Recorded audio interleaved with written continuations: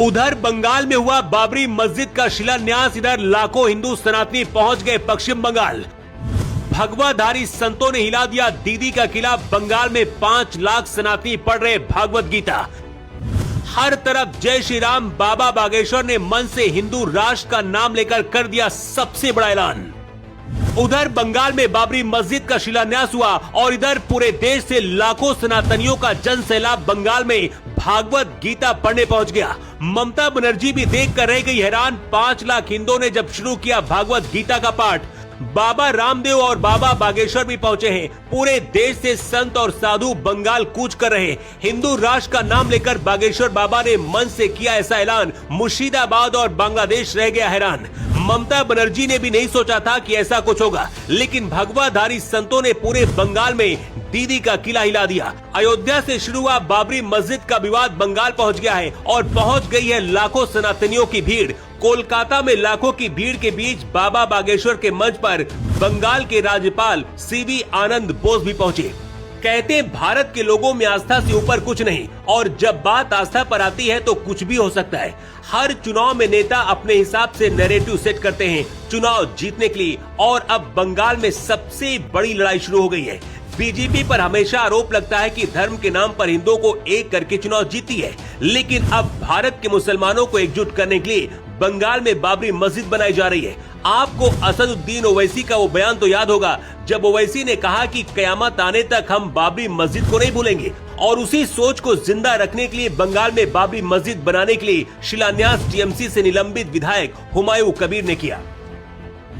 बंगाल में विधायक हुमायूं कबीर के बाबरी मस्जिद जैसे ढांचे का शिलान्यास करने के बाद अब हैदराबाद में भी बाबरी मस्जिद की 33वीं बरसी पर आयोजित कार्यक्रम में तहरीक मुस्लिम साबीन ने हैदराबाद में बाबरी मस्जिद का स्मारक बनाने का ऐलान कर दिया है। लेकिन सवाल है कि आखिर क्रूर अत्याचारी और भारत की संस्कृति को नष्ट करने वाले बाबर के नाम पर ही किसी मस्जिद का नाम क्यों रखा जा रहा?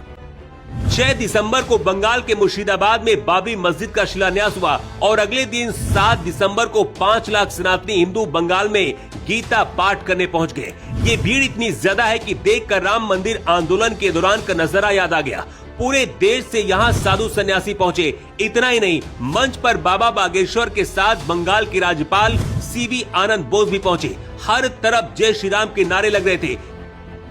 इसी दौरान बाबा बागेश्वर ने हिंदू राष्ट्र का नाम लेकर कहा कि अगर सभी हिंदू एकजुट हो जाएं, तो भारत को हिंदू राष्ट्र बनाने से कोई नहीं रोक सकता।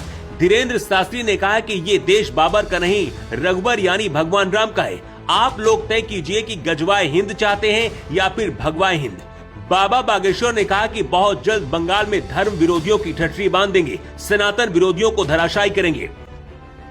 बंगाल में भागवत गीता पाठ करने पहुंचे ये लाखों सनातनियों की भीड़ इस बात का सबूत है कि भारत अब बदल चुका है। जिस देश में कभी कट्टरपंथियों का राज था, मुस्लिम देशों से भारत की सरकारें चलती थी, यासीन मलिक जैसे आतंकी सीधा प्रधानमंत्रियों से मिलते थे, अब भारत सनातन युग में लौट रहा है। ममता बनर्जी अभी तक मुस्लिम वोट बैंक के नाम पर चुनाव जीती रही है, लेकिन इस बार पहले SIR, उसके बाद वक्फ कानून बंगाल में लागू करना और अब बाबरी मस्जिद का नया विवाद और हिंदू संगठनों का बंगाल में डेरा डालना ममता बनर्जी के लिए मुसीबत पैदा करने वाला है। कोलकाता में बाबा बागेश्वर के मंच पर राज्यपाल का जाना बंगाल के लोगों को इस संदेश है कि बीजेपी किस प्लान से आगे बढ़ रही है।